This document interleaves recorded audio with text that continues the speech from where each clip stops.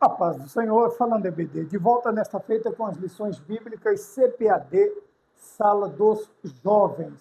Vamos nos lembrar do tema do trimestre, a liberdade em Cristo, vivendo o verdadeiro evangelho conforme a carta de Paulo aos Gálatas. Amém? Nos lembrando que estamos aí na lição de número 12, quer dizer, a penúltima lição do penúltimo trimestre do ano de 2025, e traz por título a lição de número 12, o que você semear, ceifará. O texto principal se encontra no livro da carta escrita aos Gálatas, no capítulo 6, o versículo de número 2, que está escrito desta maneira: levai as cargas uns dos outros, e assim cumprireis a lei de Cristo. O resumo da lição: a espiritualidade também é fruto daquilo que se planta, seja na carne, seja no espírito. Quando olhamos para os objetivos da lição, nós vamos nos lembrar que são sempre 3, e o primeiro é explicar como devemos tratar o pecado dos irmãos.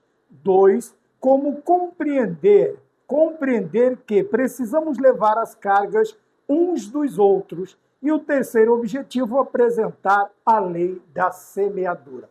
Falando em apresentar, eu gostaria de apresentar também já o material do quarto trimestre da Sala dos Jovens, né?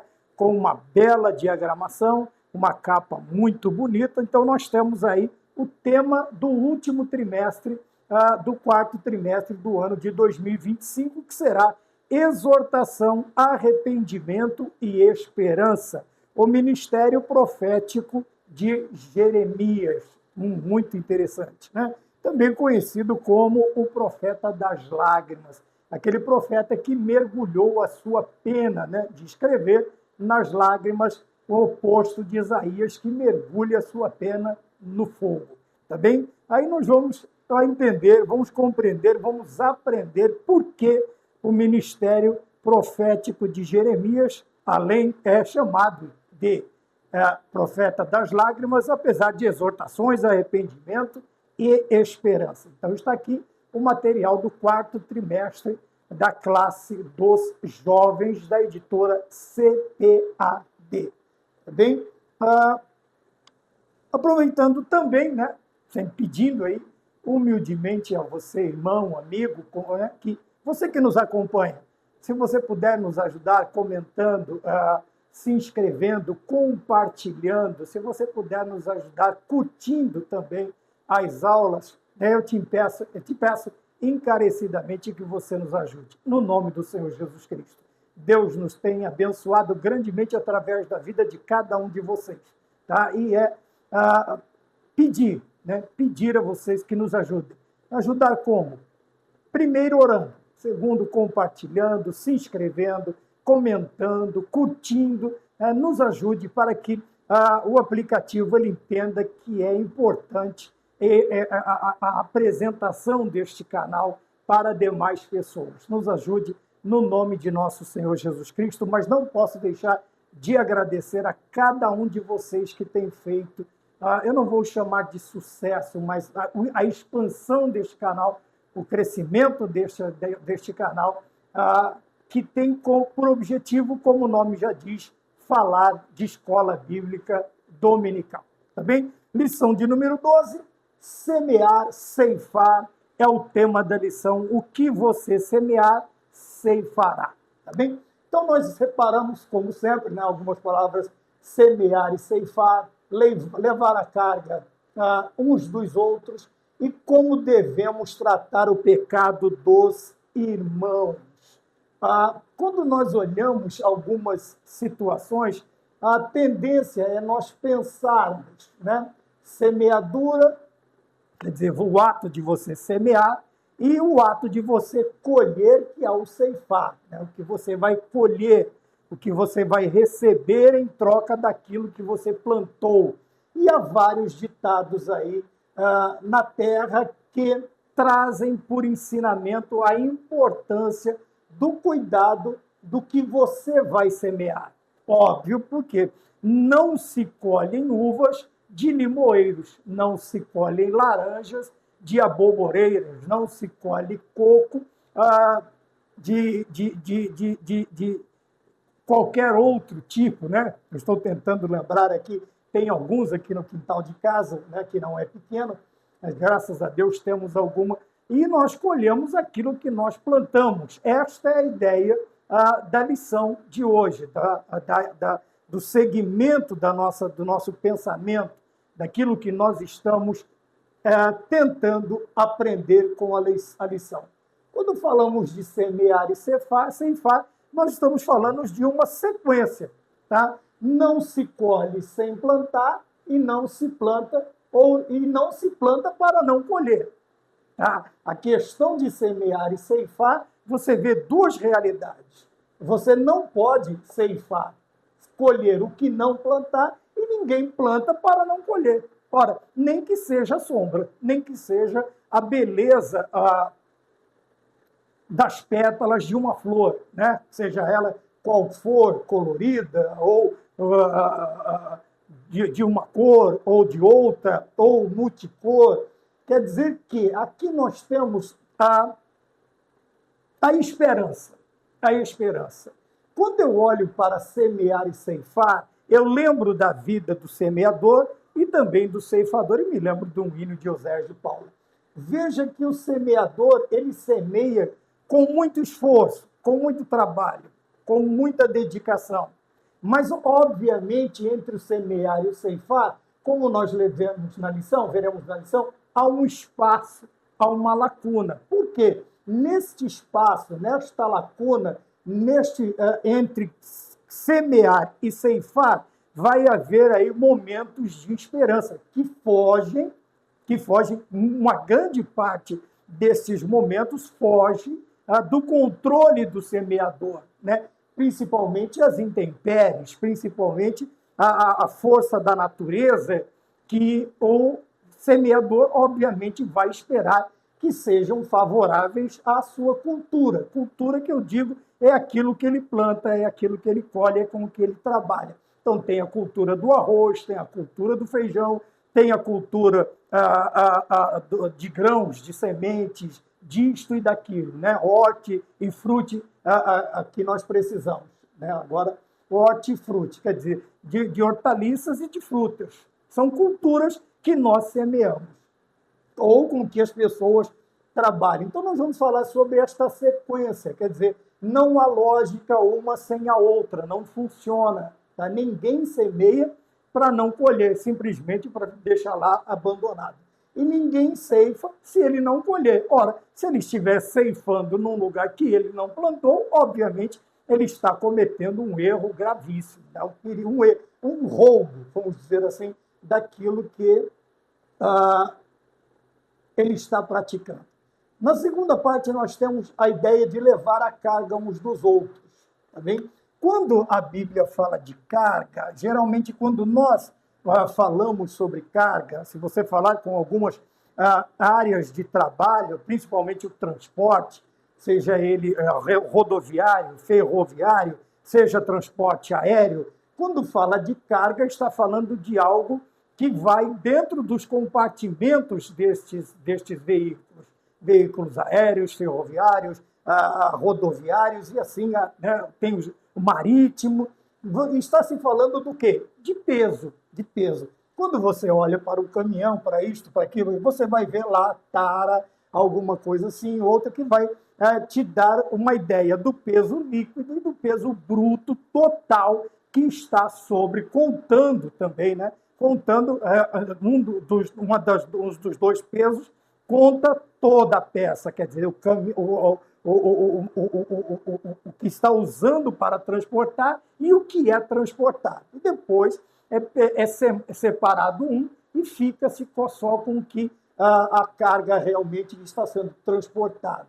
Quando falamos de carga, estamos falando de peso, estamos falando de algo que está sendo transportado e que obrigatoriamente, tem que contar em cima da balança aquilo que está no papel. Fora isso, mais problemas vai se ter se o que está no papel não é o mesmo que está sobre a balança. E nós vamos ver isso no ponto de número 2, né? Carga, levar a carga. uns dos outros. O ponto de número 3, dentro da nossa forma de analisar, está como devemos tratar o pecado dos irmãos. Né? Como devemos? Quando falamos de dever, nós estamos falando de responsabilidade. Responsabilidade. Por quê? A partir do momento em que eu trato de alguma coisa, eu posso até ligar a questão aqui do semear e ceifar. Se eu trato esta situação de qualquer maneira, o que vai acontecer? Cardos, abrolhos, espinhos, a produção não será das melhores, ou até nem haverá produção. Por quê? Porque eu tratei de qualquer maneira. No levar as cargas também. Se eu tomar esta carga, seja a minha, seja para ajudar um irmão, e eu não obedecer às regras para conduzir esta carga, eu posso acabar me ferindo, eu posso acabar ferindo a outros. Então, aqui, como devemos? O dever aqui fala de responsabilidade. Como eu devo? Qual a minha responsabilidade em tratar o pecado? Veja que aqui fala o pecado dos irmãos. Eu tenho duas responsabilidades. A primeira, tratar do meu pecado. 3. A primeira, tratar do meu pecado, porque não adianta eu querer tratar dos outros e não cuidar de mim mesmo. O segundo, eu preciso ter responsabilidade para tratar do pecado, que não tem nada a ver com a carga dos irmãos. E o terceiro é vigiar para que eu não cometa o mesmo erro. Que eu não cometa o mesmo erro. O que é isto? Eu estou tratando de uma enfermidade, mas a minha responsabilidade, o meu cuidado é pouco, eu acabo ficando enfermo também, e às vezes até em piores condições daquele que eu estava tratando. Nós vimos isso em muitas situações, tá bom? Então a ideia é esta. Primeiro nós vemos no texto principal levar a carga uns dos outros, e no resumo da lição, nós temos que a espiritualidade também é fruto daquilo que se planta, seja na carne, seja no espírito. Então, toda a nossa análise ela estará baseada nesta questão. Semear e ceifar é uma consequência, é uma sequência e tem uma consequência. Quando eu olho para o tópico,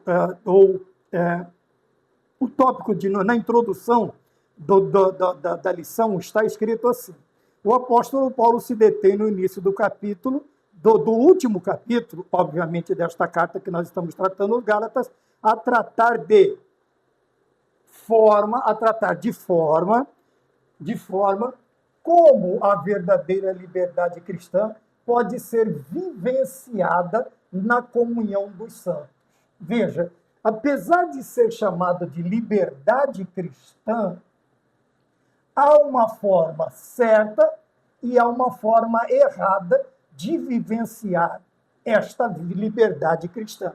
Geralmente, quando falamos sobre liberdade, nós pensamos, muitas vezes, de forma exagerada na questão da liberdade. Sabe, aquela ideia de que eu posso fazer tudo, que eu posso falar tudo, que eu posso comer de tudo, que eu posso isto, que eu posso aquilo, que não há limites. Quer dizer, eu vou viver aí sem eira e nem beira, quando eu falo. Porém, Paulo vai se deter no último capítulo a nos ensinar como a verdadeira liberdade cristã pode ser vivenciada. Veja, não deixa de ser uma liberdade cristã, mas esta liberdade cristã, ela tem regras, ela tem normas. Veja que quando lemos o texto principal em Gálatas capítulo 6, versículo 2, ele diz assim: e assim cumprireis a lei de Cristo. Veja, então a liberdade cristã, ela também tem a ideia de estar ligada à lei de Cristo.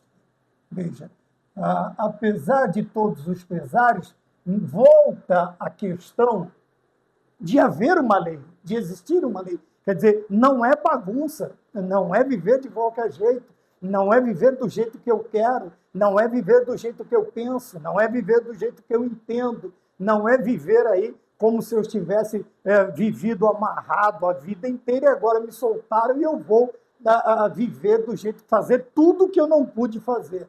Veja, não é esta a ideia. Então, como a verdadeira liberdade pode ser vivenciada na comunhão com os santos. Aqui restringe a liberdade.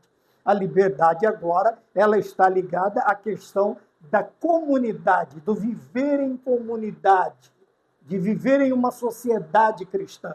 Como eu devo me comportar? A minha liberdade cristã pode afetar a liberdade cristã do meu irmão? A minha liberdade cristã, o meu modo de vida cristão, ele pode ofender o modo de vida do meu irmão? Paulo deixa isso bastante claro quando ele diz: se eu faço determinada coisa e isto que eu faço escandaliza o meu irmão, se a minha liberdade cristã escandaliza o meu irmão, eu não faço. Eu não faço. E é isso que nós hoje quase não percebemos, este cuidado com a vida do próximo, com a vida do meu irmão, principalmente. Veja, eu vou retirar este principalmente, quando eu olho para os novos convertidos e muitas vezes quando eu olho para os antigos convertidos. Por quê? Os novos convertidos estão começando a aprender e os mais antigos já têm a sua experiência de vida, a sua consciência cristã. Tá? Eu participei de certos lugares, em certos lugares em que as pessoas faziam questão de provocar os mais velhos, não na questão de irritar, mas de brincar, de zombar, sabe? Por quê? Porque havia a crença dos mais antigos, e há a doutrina, vamos dizer assim, um conceito de doutrina dos mais antigos e o conceito de doutrina dos mais novos. No meio aqui, vamos dizer assim, há o conceito de doutrina dos jovens, vamos dizer. Não estou falando da classe dos jovens, estou falando dos mais jovens. E tinha um determinado obreiro, um presbítero, junto com ele tinha o costume, né, de citar certas palavras, de fazer certas piadas, não piadas, certas brincadeiras que ofendia. Os irmãos escandalizavam os mais velhos. E depois ele ia lá e dizia, mas é brincadeira e tal, e tal, e tal, e tal. Então nós precisamos tomar cuidado. Por quê? Esta liberdade cristã que nós vamos tratar aqui, ela está intimamente ligada à comunhão dos santos. Quer dizer, à sociedade em que nós vivemos. Se isto que eu faço, isto aqui que eu faço, fortalece a sociedade em que eu convivo ou enfraquece? Alegra ou entristece? Confirma, glorifica o nome de Deus ou escandaliza o nome de Deus? E tudo isso está ligado à liberdade cristã. E nós vemos hoje, talvez por falta de consciência, a falta de respeito, de reverência, de piedade, né? De piedade em meio a muitos cristãos que, infelizmente, confundido com liberdade cristã, acaba prejudicando a comunidade, prejudicando a comunhão. Prejudicando a comunhão entre os irmãos. E isto não é bom. Isto não é bom. Tá bem? Isto não é bom. Então, nós continuamos pensando nisso e agora entramos na lição propriamente dita e vamos falar sobre estas três partes. A consequência, tá bem? A ajuda e a responsabilidade. Responsabilidade. A primeira nós temos aqui no ponto de número 1, como tratar dos pecados dos irmãos. Nós temos aqui primeiro a possibilidade de se cometer um pecado. Óbvio, a possibilidade de se cometer um pecado é altíssima, tanto que a Bíblia ela compara, e quando vai falar do grande momento de Elias, quando a terra não tem chuva por 3 anos e meio, ele primeiro destaca, ele diz, Elias era um homem sujeito às mesmas paixões do que nós. Então, veja, não diferenciava em nada a não ser uma vida consagrada na presença de Deus, mas a situação quanto à humanidade e a pecaminosidade eram as mesmas. Porém, o que acontece? um cuida mais, o outro cuida menos desta situação na sua vida. Então, nós começamos falando sobre restauração, Então, a palavra restaurar traz a ideia de colocar no lugar um osso que havia saído do lugar. Então, nós temos aqui esta ideia que é possível que o irmão na fé seja surpreendido praticando algo que desagrada a Deus. Quer dizer, o irmão, ou nós, ou eu mesmo, ou você, ou nós, ou os irmãos, podemos ser flagrados numa situação dessa. Tá? E, geralmente, quem é flagrado e quem flagra são...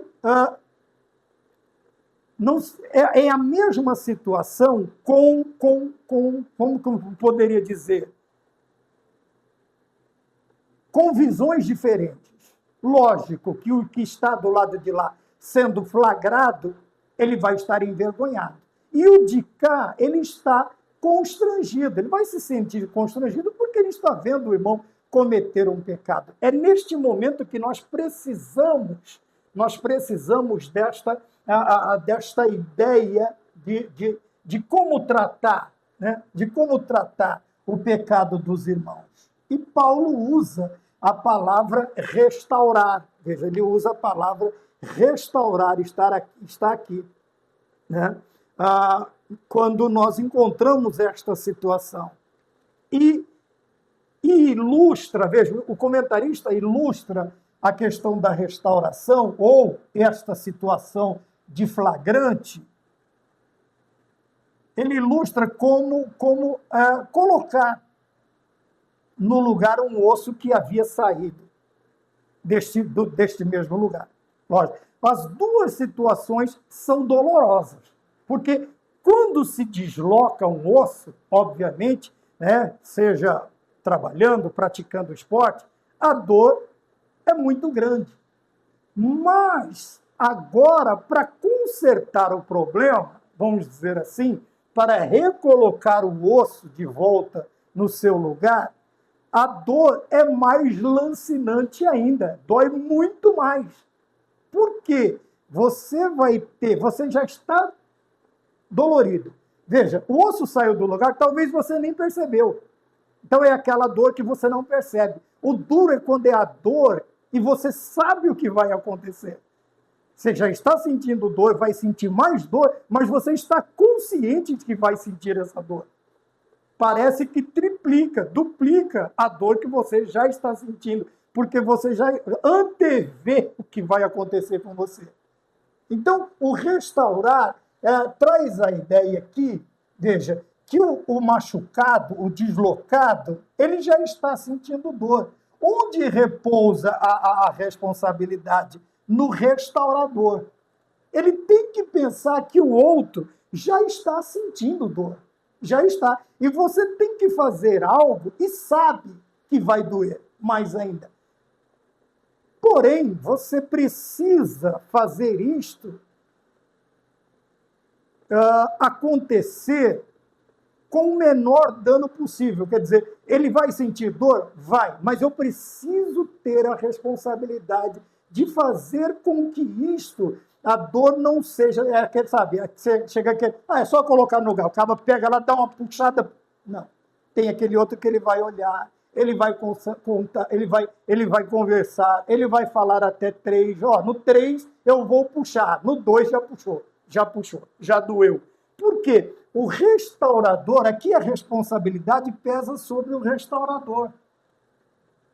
O restaurador, por quê? Ele precisa religar ou colocar de volta este osso no lugar com o menor trauma possível, com a menor dor, sentimento de dor possível. Sabe, o restaurador sabe que vai doer, mas a responsabilidade dele é fazer com que esta dor seja a mínima possível. Então, como devemos tratar o pecado do irmão? Primeiro, nos lembrarmos da palavra restaurar, tá bem? Nós não estamos lá, né? Tá doendo? Ih, vai doer mais ainda, fica vendo, é assim, ó, plá! Não. Veja, nós vamos ver no decorrer da lição que a palavra restaurar, que traz a ideia de colocar no lugar um osso que havia sido deslocado? É necessário? É. Porém, veja, a questão aqui é o mínimo de trauma possível, porque doendo já está. E nós não estamos lá para piorar a situação. Quando olhamos a questão do pecado, a pessoa cônscio de que o pecado vai distanciá-lo da pessoa de nosso Senhor Jesus Cristo, ele já está sofrendo. Então, não é a nossa função como restauradores ir lá e pisotear ainda mais sobre a ferida, sabe? Não é ir lá e sermos sádicos a ponto de aumentarmos a dor, de aumentarmos o sofrimento, de aumentarmos a dificuldade de uma situação que já está extremamente difícil. Então, como devemos tratar? Lembra que eu falei de responsabilidade? Lembra que eu falei de responsabilidade? Quem se coloca ou quem Deus coloca nessa situação, ele precisa estar consciente de que doendo muito, já está. Mas restaurar, que traz a ideia de colocar o osso no lugar novamente, ela tem que ser o menos eu como profissional ou como cristão que amo a minha comunidade e o meu irmão, o que eu vou fazer? Eu vou fazer com que esta restauração, ela cause o menor trauma possível, tá? Ao recolocar, restabelecer, reposicionar e assim sucessivamente. Então, a possibilidade de se cometer um pecado. Lógico que a possibilidade é muito grande, tá bem? É muito grande. E em acontecendo, eu preciso trabalhar com a restauração. Seria ótimo se nós tivéssemos departamentos na igreja, principalmente pessoas com algum tipo de formação, né? Se não tem problema, mas seria bom, que soubessem tratar, conversar, se colocar neste lugar, você sentir a dor do outro. E, obviamente, quando nós já sentimos, já passamos, uma vez me perguntaram sobre uma questão, eu disse assim, eu tenho o costume de dar um palpite, uma opinião, geralmente naquilo que eu já passei, na situação que eu já vivenciei. Porque a afinada minha mãe dizia assim, cada um sabe onde o seu sapato aperta. Cada um sabe onde o seu sapato aperta. Então eu evito, sabe, o comentário, a minha observação, a minha opinião muito concisa se eu nunca passei por aquele problema. Tá? Vou analisá-lo como teoria, mas nunca tive na prática. E muitas vezes nós fazemos isto. Então seria bom se nós tivéssemos aí um departamento, se nós pudéssemos ter, né, um departamento que trate mais não espiritualmente, mas com um pouquinho de profissionalidade nestas questões. Então nós falamos do ponto de número 1, a possibilidade de se cometer um pecado. Vamos falar do 2, o que define uma pessoa espiritual. Veja que, né, agora nós vamos falar sobre as consequências, como nós temos a tendência de analisar e de chegar a uma concepção, quer dizer, de preconceber, ou os nossos preconceitos. Aqui está a ideia, assim, o que define uma pessoa espiritual? Geralmente nós já temos esta ideia preconcebida na nossa mente. Para nós, espiritual é isso, aquilo outro, e pipipi, papapá. E geralmente estamos equivocados. Geralmente estamos equivocados. Por quê? Porque nós não vemos como Deus vê, nós vemos como homens. E a maioria das vezes, quando nós prestamos atenção, nós vamos notar que Deus sempre chama a atenção dos seus nesta questão. Tá? Quando Samuel vai separar um rei, ele olha para Samuel e diz, você vê como vê um homem. Eu não. Você achou que era o primeiro que passou dos filhos de Jessé. Eu já vou ficar com o mais novo. Porque eu vejo o coração. Eu vejo a pessoa por dentro. Eu sei quem ela é. Você analisa pelo que você vê. Eu analiso pelo que eu conheço. Então vamos lá. O que define uma pessoa espiritual? Então eu separei aqui o seguinte, que a nossa vida espiritual, aos olhos de Deus, veja que nós estamos analisando pelo prisma de Deus, pelo olhar de Deus, pela concepção de Deus, a vida espiritual de cada um de nós não é medida somente pelos momentos com o Senhor. Tá? É aquele ditado que tem no mundo: todo mundo vê os tombos que eu levo, mas ninguém vê a água que eu bebo, né? Aquele outro tipo de água. Veja, aos olhos do Senhor, aquilo que nós temos por altamente espiritual, às vezes para Deus, não passa do quê? De um sepulcro caiado.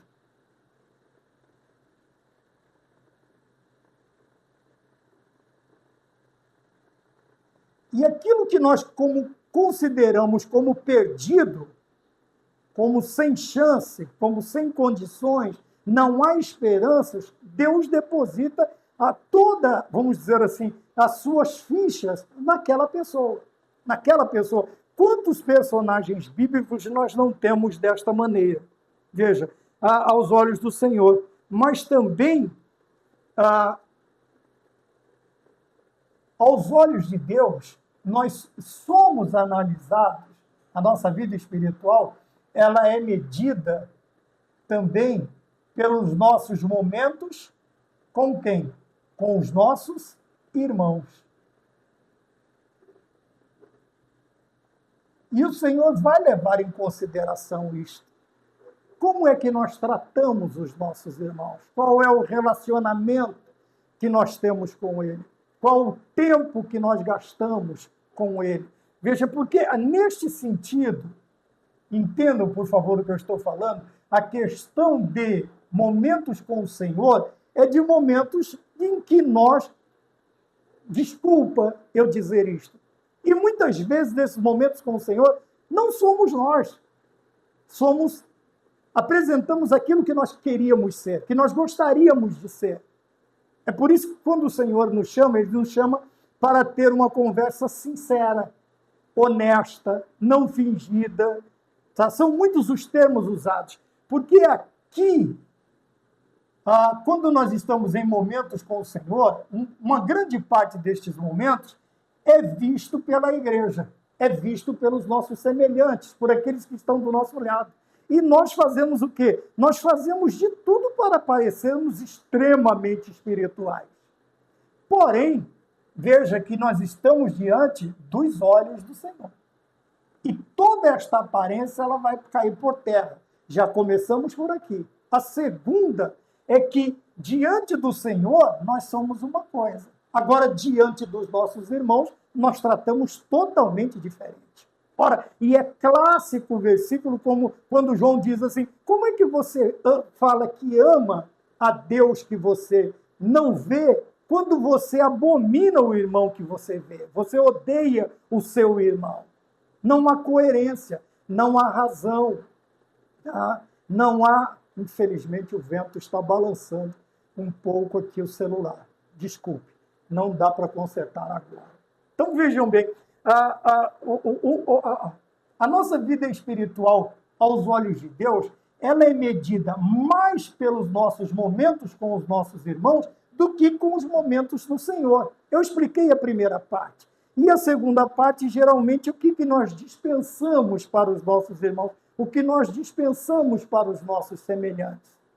É muito pouco, tá bem? E a maioria das vezes, ao invés de sermos irmãos, nós queremos ser aqueles tutores, né? Aqueles que querem sempre tendo uma lição de moral, sempre tendo uma lição de... Não, está errado? Não é isso que eu estou dizendo. O que eu estou dizendo é que, veja, o momento pede responsabilidade no tratar do pecado, porque a ideia é de restaurar, não é acabar de quebrar.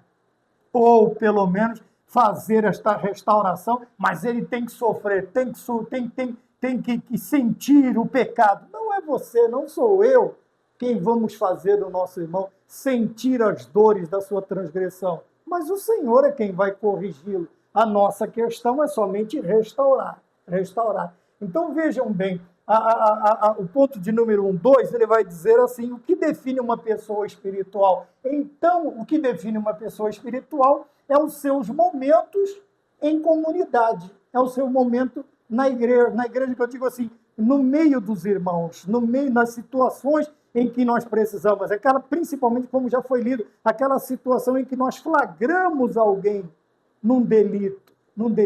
Deus vai estar olhando como é que nós tratamos, como nós tratamos.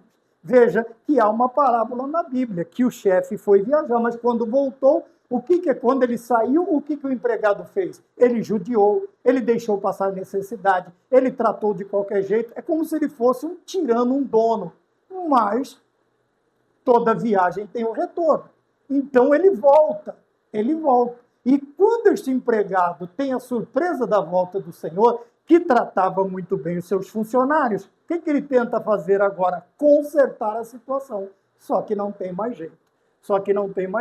Então, a nossa vida espiritual, aos olhos de Deus, vamos tirar o não aqui, a nossa vida espiritual, aos olhos de Deus, é medida pelos nossos momentos com os irmãos. Tá? Como eu já disse muitas vezes, para Deus a gente quer e o Senhor nos conhece. Agora, com os irmãos, aí é coisa diferente, sabe? Tem que pagar, tem que sofrer, tem que isto, tem que aquilo, Não, ninguém está falando de não haver uma reprimenda, uma repreensão, uma correção. Mas veja, tudo tem que ser dosado, tudo tem que ser pensado, tudo tem que ser dentro das normas, né? Vamos dizer assim, dentro das 4 linhas, tudo tem que ser feito com muita ordem, com muita decência, porque ao invés de restaurar, é perigoso a gente acabar de quebrar, tá bem? E esta nossa quebradura não vai ter que nós ocasionarmos, muitas vezes, não tem como consertar de novo. Nós vamos deixar alguém deficiente por falta de responsabilidade no trato para com os nossos irmãos. Ponto de número 3 diz assim, todos podemos ser tentados. Lógico, acabei de citar Elias, né? Dos homens, uma das referências, maiores referências espirituais dentro da Bíblia no Antigo Testamento. Mas era um homem sujeito às mesmas paixões. Então, veja, como eu disse lá no início, e vamos mais adiante, ele diz assim, o escritor, ele comenta desta maneira, não basta perceber quando um irmão falha. Tá? Nisso nós somos muito bons. Tá? Existem pessoas até no nosso meio que eles vivem para isto, para vigiar a vida dos outros, para cuidar da vida dos outros, para cuidar. Só que quando nós nos devotamos tanto a uma coisa, a uma área, a outra área, ela vai ficar desguarnecida. Isto é lei. Ela vai ficar. E de que área nós estamos falando? Veja, reticências, é preciso que estejamos atentos. Veja, eu estou atento à falha do meu irmão. Quer dizer que eu não estou atento para não cair no mesmo pecado. Quer dizer, eu não estou vigiando. E isto também é uma falha muito grande. Quando eu gasto a maioria da minha vigilância vigiando os outros, cuidando dos outros, cuidando da vida dos outros, tá? Querendo me manter a par do problema dos outros e esqueço-me de cuidar de mim mesmo. Tá bem? Não basta, então, perceber quando o irmão falha, tá bem? Mas é preciso que estejamos atentos para não cairmos no mesmo pecado. Porque aí, se não, o que acontece? Aqui vem o quê? A hipocrisia. A hipocrisia. Por quê? Geralmente, e isto acontece, eu vi bastante nesta caminhada, pessoas que viviam de vigiar. E quando, veja que é uma situação tão desagradável, tanto para um quanto para outros, que quando a pessoa caiu no mesmo pecado em que ele olhava da vida de um irmão, ao invés de haver a lamentação e a procura da restauração desta pessoa, o que houve? Aconteceu foi o inverso. Vamos dizer assim, até uma festa, né? A pessoa fazia festa.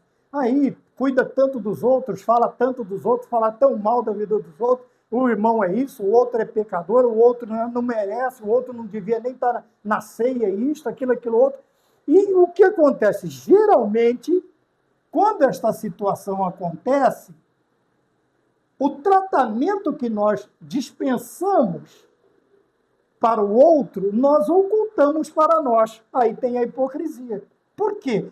Aí ele vai tentar, nós vamos tentar esconder o que nós estamos fazendo, que é a mesma coisa que o outro fazia, para que ninguém saiba. E se alguém souber, nós vamos tentar evitar o confronto, como nós vamos ver mais adiante, inventando desculpas.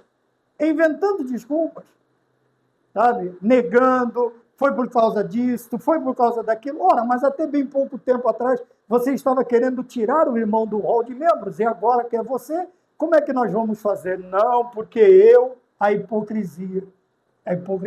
Então, veja, não basta apenas perceber quando o irmão falha, nós precisamos estar atentos para não cairmos no mesmo pecado.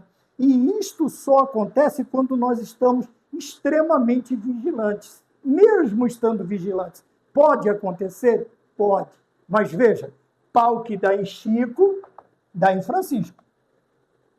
Tá bom? Aquilo que você queria, que nem Davi, não, vamos eliminar, esse cara não merece viver, ele foi lá e matou a única ovelhinha, só que ele não sabia que Natan estava usando uma linguagem de figura para dizer que ele, Davi, havia cometido o pecado. E quando ele percebe que é com ele muda totalmente o tom da música, né? Ele muda totalmente o tom da conversa. Totalmente. Por quê? O que ele estava exigindo era ter a extinção da vida do outro. Mas quando ele percebeu que era com ele muda a história. E nós fazemos isto muitas vezes, sabe? Quando é o outro, nós estamos lá, crucificam, né? Mas quando é com a gente, não, relevem, por favor, eu fui fraco, a carne é fraca, e vitamina para a carne fraca é pecado? Não é, de maneira nenhuma. Então nós precisamos tomar cuidado e falamos do ponto de número 1, que é como tratar o pecado dos irmãos, ou tratar dos pecados dos irmãos. Então qual que é a ideia que precisamos ter? Estamos lá para acabar de quebrar? Não, estamos lá para restaurar. Nós estamos lá para demonstrar ou para nos aparecer diante de Deus? Não, nós estamos lá tendo em vista que estamos debaixo dos olhares de Deus com os momentos, com os nossos irmãos, os nossos momentos de comunhão com a igreja. Então, a nossa vida espiritual, aos olhos de Deus, é medida também quando no momento estamos em comunhão com os nossos irmãos. E o ponto de número 3 é vigiar. Não basta ficar só dando uma de inspetor, de detetive, né? Mas também tomar cuidado, porque sabemos que nós estamos sujeitos à mesma situação dos nossos irmãos. Somos homens, somos falhos, somos mortais, e assim sucessivamente. Ponto de número 2, levai as cargas uns dos outros. Então vamos lá entender a palavra carga. Ponto 1, levai as cargas uns dos outros. Então quando Paulo está falando sobre carga, ele, veja, não é a representação de um pecado. Isso aqui é ponto, vamos dizer, não é ponto vencido, mas falou em carga, falou em problema, a situação do irmão muda, as coisas acontecem. Talvez hoje nem tanto, mas há bem pouco tempo atrás, tudo estava ligado. No mínimo é pecado. No mínimo caiu em pecado. No mínimo está com outro marido, com outra mulher, está com outro homem. No mínimo roubou, no mínimo fez isso. Era uma visão da igreja. Infelizmente, isso fazia parte da cultura dos cristãos. Assim como foi feito com Jó. Ora, Jó está numa situação totalmente desgraçada, e o que os seus amigos pensam? Pecado. Pecou, Jó. E Deus vai ensinar agora, né, uma terceira classe de pessoas. O justo que prospera, o ímpio que sofre, e o justo que sofre mesmo sendo justo, que é a situação de Jó. Então, veja, quando nós falamos de carga uns dos outros, nós não estamos falando de pecado. tá? Não é a representação, tá? Uma ilustração do pecado, mas de uma pressão ou provocação. Quer dizer, estamos falando de uma situação real que este irmão pode estar vivendo. Uma enfermidade na família, uma perda na família, a perda de um emprego, a perda disto, a perda daquilo, a situação com a família, um filho problemático, N problemas, N situações que causam pressão, tá? E que provocam. Então, vamos lá, N, né? Vamos colocar aqui uma situação aqui, situação elevada a N. Situação, tá? Elevado a N. Quer dizer que é inúmeras as coisas que podem estar acontecendo na vida do irmão. Mas o pensamento tacanha, vigente até pouco tempo atrás, é que tudo estava relacionado a pecado. Só que Paulo não está falando isto quando nos ensina a levar a carga uns dos outros. Ele está dizendo que, veja, seu irmão pode estar sob pressão, pode estar sob alguma coisa provocando esta pressão, alguma coisa provocando este sofrimento, esta angústia, esta mudança de espírito, de estado de espírito do teu irmão. E você precisa, pelo menos, se colocar a par da situação e não já levar aquela preconcepção que eu falo, preconceito, né? De que, no mínimo, já pecou, no mínimo, sabia. Não, eu falei para vocês que ia pecar, eu até profetizei que ia pecar, mas, veja, quando Paulo está falando sobre isso, esta carga, ela pode ser uma pressão, uma provocação que esta pessoa está passando. Também uma situação adversa na sua vida. E nós precisamos, como cristãos, que nos amamos uns aos outros, como a Bíblia nos ensina, nós precisamos estar a par desta situação e não somente estar a par, mas nos colocarmos debaixo desta cruz, debaixo desta pressão que o irmão está sofrendo, esta provocação que está provocando isto na vida do irmão. E eu preciso oferecer o meu ombro, oferecer a minha oração, oferecer a minha lágrima, oferecer o meu ombro e, principalmente, oferecer o meu silêncio. Porque o que a pessoa, às vezes, precisa, ela só precisa falar, ela só quer conversar, sabe? Ela não quer... Muitas vezes nós vamos a essas situações e nós já vamos com uma mensagem, uma pregação pronta, uma exortação pronta, um conselho pronto, sendo que a pessoa não quer ouvir, ela quer falar, ela quer tirar esta pressão de cima dos seus ombros, sabe? Ela quer tirar, expor, se abrir, sabe? Pôr para fora o que está provocando esta pressão em sua vida. Mas não, nós, né, que não temos, que muitas vezes entendemos errado, o que nós fazemos? Nós vamos lá com 5, 6 páginas de esboço de um sermão lá e ficamos horas falando.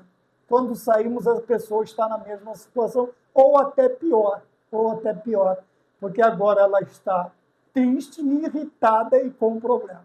Tá bem? Então, nós precisamos aprender como levar, como carregar as cargas uns dos outros, tá bem? E que não é pecado, tá? Vá devagar. Se for, lá na frente ele vai confessar, tá bem? Mas se não, preste-se somente a ouvir, sente do lado.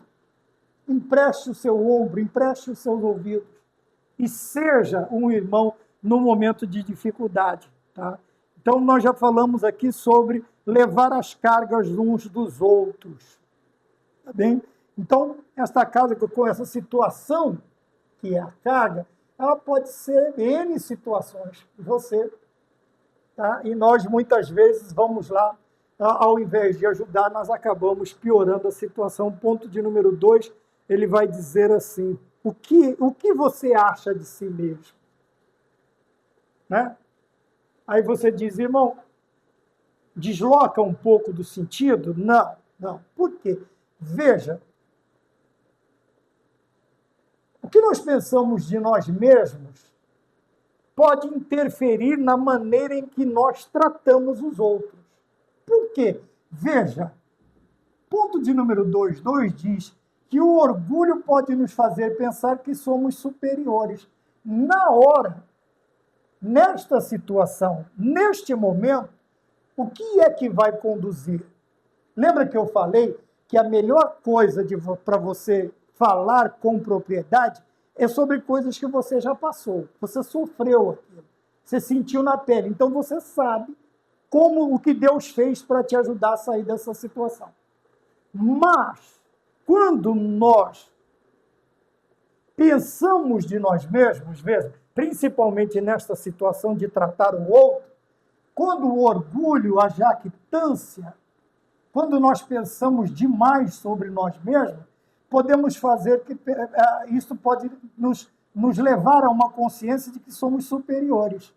Quer dizer, eu não estou tratando de um irmão, da carga de um irmão, no sentido de restaurá-lo, mas aqui eu estou lá como um superior. Veja que o tratamento será totalmente diferente. A minha forma de falar, a minha postura, o meu posicionamento junto ao irmão. Por quê? Porque eu me considero superior. Eu sou muito melhor, eu nunca passei por isto nunca aconteceu, eu tenho 290 anos de crente, isto nunca aconteceu na minha vida. Irmão, isto é orgulho. Isto é superioridade, é um sentido de superioridade, de estar acima dos demais. Tá bem? E aqui a conclusão é que merecemos muito mais do que nos é dado. Esta é uma situação perigosa, sabe? E ela, se você olhar, você pode pensar que esta situação ela é muito mais perigosa do que esta. Muito mais perigosa do que esta aqui. Por quê? Porque aqui tem uma razão de ser. Aqui não. Aqui tem uma razão de se solucionar. Aqui não. Por que não? Porque a pessoa jactanciosa, a pessoa orgulhosa, ela nunca vai pensar o mínimo de si mesma. Ela sempre vai pensar em termos de superioridade, de ser melhor, de estar em condições melhor. Eu posso fazer isto por você, mas você não pode fazer isso por mim, porque eu não preciso. Ora, mas veja, aqui a ideia de levar a carga uns dos outros é eu ajudar o meu irmão e o meu irmão me ajudar. Mas o orgulhoso nunca precisa de ajuda. O orgulhoso nunca precisa de ajuda. O orgulhoso nunca precisa de alguém do lado dele. E é aqui que mora um perigo muito grande, tá? No levar a carga uns dos outros. É quando o que nós pensamos de nós mesmos. E aqui, nos dois sentidos, o que eu penso de mim mesmo vai me permitir ser colocado como uma muleta, uma ajuda, um restaurador? O que eu penso de mim mesmo vai permitir com que eu gaste o meu tempo com o meu irmão, com a comunidade, com os que precisam de mim? Então, veja, o que você pensa de você mesmo? Agora, se você é o humilde, não. O humilde, ele está ali sempre ajudando. Por melhor situação que ele esteja, ele está sempre do lado, ele está sempre ajudando, ele está sempre dividindo, ele está sempre amparando. Tá bem? Mas o orgulhoso tem esse outro problema, de achar que ele merece muito mais do que lhe é dado. Então, ao invés de ele ajudar, ele vai ficar chorando as pitangas, chorando as mágoas, achando que ele é aquele tal do mimimi, né? Que ele não é bem tratado, que não é dado o devido respeito, que não lhe é dada a devida reverência e todos esses problemas. Tudo isso está ocasionado ao que nós pensamos de nós mesmos. Então, nós precisamos tomar cuidado com isso, tá bem? Precisamos tomar cuidado com isso. Por isso que o apóstolo Paulo, ao nos ensinar, ele diz assim, que nós consideremos os nossos irmãos superiores a nós mesmos. É a ideia que nós temos, tá bem? Vamos para o ponto 2.3, que diz assim, o que é instruído na palavra. Lógico, aqui está falando daqueles que ensinam, aqueles que instruem, aqueles que discipulam, aqueles que ministram. Veja, quem ensina precisa se qualificar e usar o seu conhecimento para o crescimento do reino de Deus. Está ligado ao orgulho? Está. Por quê? Veja, crescerem, já o chamado para ensinar, o mestre, o doutor, como está em Efésios capítulo 4, já por si só, se nós não tomarmos cuidado, já é motivo de orgulho, de criar um determinado orgulho em nós. Por isso que somos exortados, aquele que ensina, o que ele deve fazer? O que ele deve fazer? Ele deve tomar cuidado. Por quê? Ele vai responder tanto pelos seus erros, quanto pelos erros daqueles que são instruídos por ele. Então, ninguém deve chamar para si esta responsabilidade de mestre, de ensinador. Por quê? Porque nós precisamos tomar cuidado com isso. O orgulho pode nos tornar falsos mestres. Falsos mestres. Nós precisamos tomar cuidado com isso. E é por isso que ele vai falar de duas necessidades. A primeira, qualificar-se. Então, o ensinador ele precisa se qualificar. Mas veja, quando você está com sede, você vai beber água.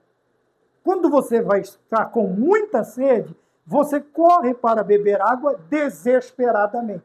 Porém, veja, precisamos tomar cuidado com a água que bebemos.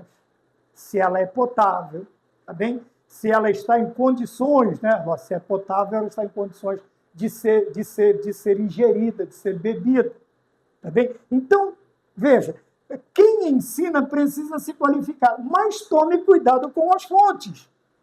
Jeremias, como eu disse, que nós vamos falar na próxima lição, ele fala sobre fontes rotas, que não retêm águas. Então, ao procurar uma qualificação na área do ensino, nós precisamos buscar, a água potável.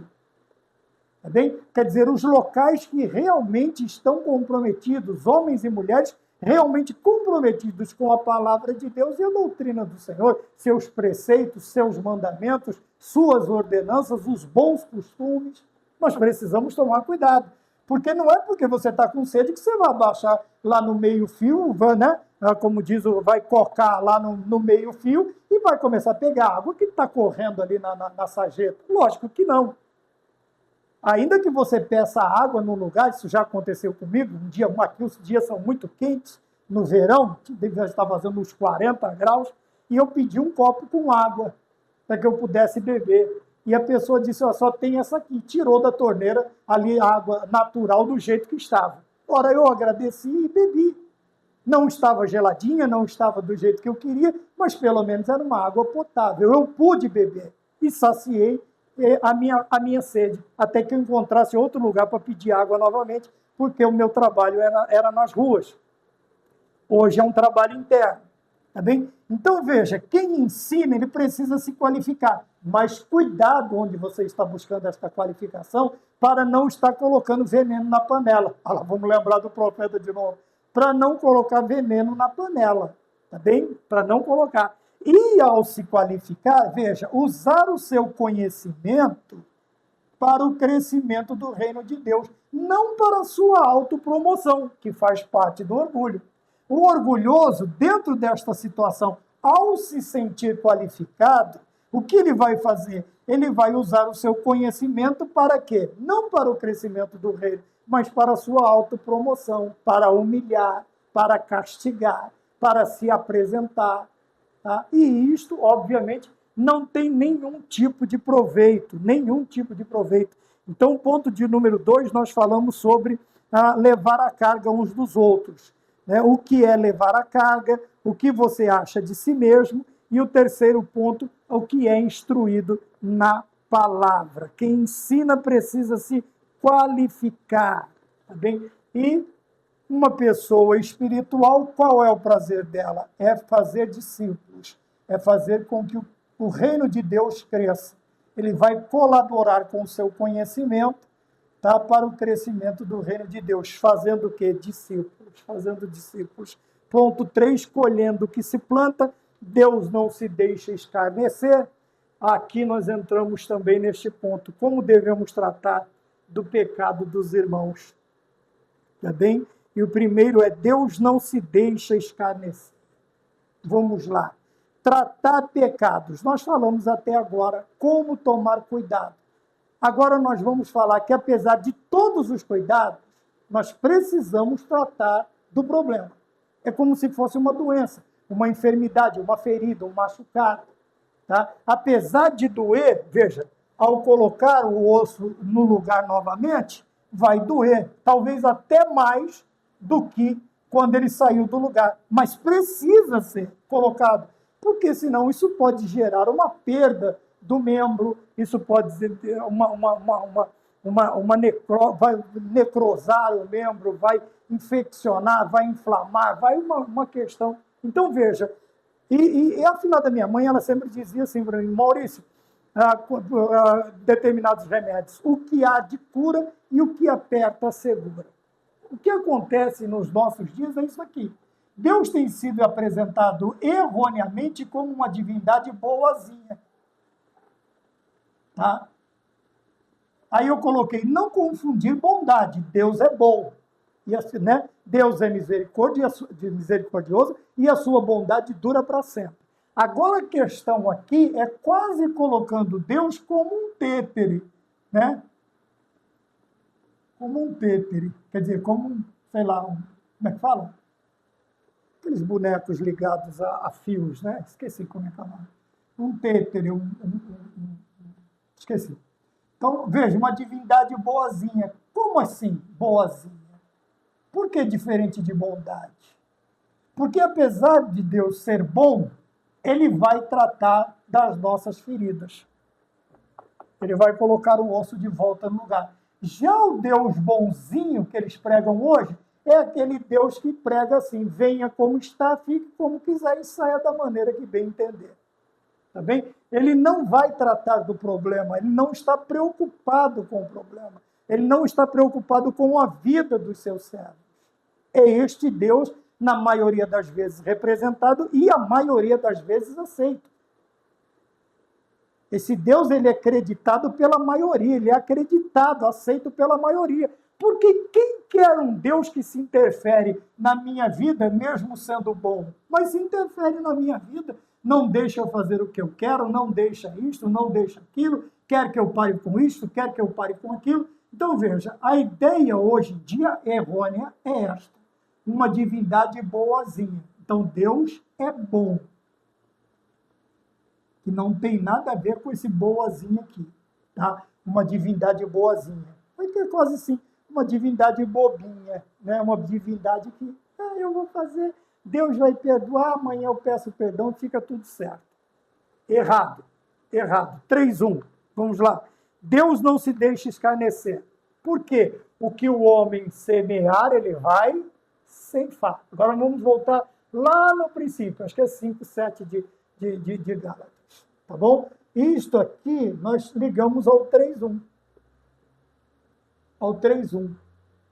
Porque a ideia de uma divindade boazinha está errada. Está errada. E é aceita muito no meio dos cristãos modernos. Mas nós precisamos nos lembrar da lei da semeadura. O que eu plantar, eu vou colher. Então Deus não se deixa escarnecer. Ora, se a tua cultura está escandalizando, escarnecendo Deus, o que é que você vai colher dele? Ora, não tem como, não é uma divindade boazinha, é um Deus de bondade, mas um Deus de justiça. É um Deus de amor, mas é um Deus de justiça. É um Deus de paz, de graça, mas é um Deus de justiça. É onde nós precisamos nos preocupar. Ele não é o nosso, sei lá, AS, que a hora que a gente precisa vai lá, toma, volta, agora que não precisa, joga ele lá num canto.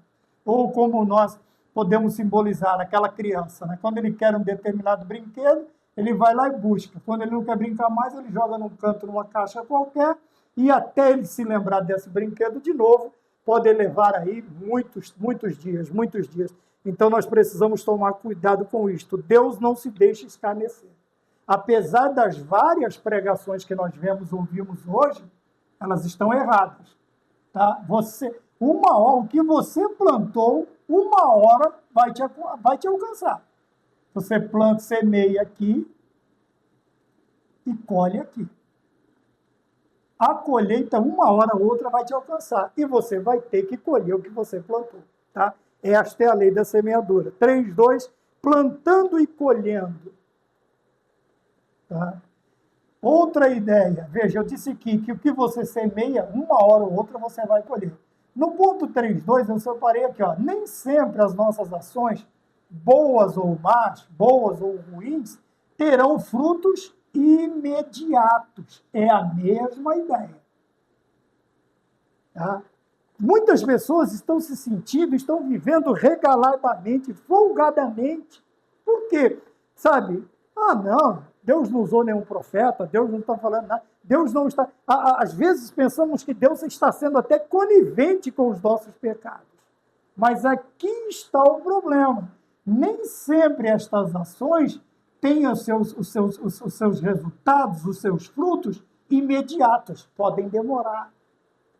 É uma ideia bíblica. Veja, a pessoa está preocupada com a destruição final. E ela está vigiando, está vigiando, está vigiando. Só que em determinado momento ele baixa essa guarda. O que a Bíblia diz? E quando todos estiverem dizendo a paz, haverá repentina destruição. Então veja, muitas vezes os frutos não são imediatos, mas eles virão. Cedo ou tarde, eles virão, como nós vemos aqui no ponto 3:2. E o 3, para encerrar, né, como nós vimos aqui, carne e espírito como campos de semeadura. Quer dizer, vamos voltar então ao princípio. Semear e ceifar. Agora uma pergunta. Onde? Não basta saber quais são as obras da carne. Tratamos na lição passada. E o fruto do espírito também. É preciso tomar uma decisão. Multidões no vale da decisão, o profeta disse. Agora presta atenção. Eu sei qual é as obras da carne. Eu sei qual é o fruto do espírito. E agora, o que eu vou fazer com as obras da carne e com o fruto do espírito? Eu vou semear as obras da carne ou o fruto do espírito? Eis a questão. Obras ou frutos? E esta decisão, ela tem que ser tomada por quem? Por mim. E não adianta, depois da decisão tomada, quer dizer, depois do leite derramado, eu ficar reclamando e procurando alguém para culpar. Não tem como, porque Deus sabe que quem semeou fui eu. Se eu escolhi o campo das obras da carne, Deus sabe que fui eu. Se eu escolhi semear no campo do fruto do Espírito, Deus também sabe. E na hora da ceifa, Deus não é injusto para me dar o fruto da cultura que eu plantei, daquilo que eu semeei. Então vejamos bem no ponto 3.1. Uma ideia errada de uma divindade boazinha que nos permite fazer o que nós queremos, plantar o que queremos e colher, e viver pensando que vamos colher também o que queremos. Tá? Nós temos também, neste mesmo momento, que nem sempre as ações sejam boas ou más, os frutos serão imediatos, mas eles virão. E o terceiro é que não adianta saber nada disto, ou tudo isto, e fazer errado. Quer dizer, ir lá na hora da decisão e semear no campo das obras da carne. Na hora de ceifar, já sabe o que vai escolher, né? Já sabe o que vai colher. Então é preciso tomar uma decisão. E esta decisão tem que ser hoje, tem que ser agora. Tem que ser na minha vida e na sua vida. Eu não vou prestar contas da tua semeadura. E você também não vai prestar contas daquilo que eu estou plantando. daquilo que eu estou plantando. E depois não adianta acusar alguém pelo que você está colhendo. E não adianta eu culpar a Deus pelo que eu estou colhendo. Porque na hora de decidir, eu decidi errado. E eu estava consciente das obras da carne, eu estou consciente do fruto do Espírito, mas na hora de decidir, decido totalmente errado. É como se eu estivesse desenvolvendo aqui vamos lá, como a gente tem o costume de dizer, uma continha, né? Eu sei o resultado, mas eu resolvi trocar um número ali dentro do resultado. Quer dizer, eu escolhi espontaneamente errar. Eu escolhi deliberadamente errar. Obviamente, meu querido irmão, em breve tempo, em longo tempo, imediato ou não, a ceifa vai acontecer. E eu vou ter que ficar com aquilo que eu plantei. Vou colher aquilo que eu plantei.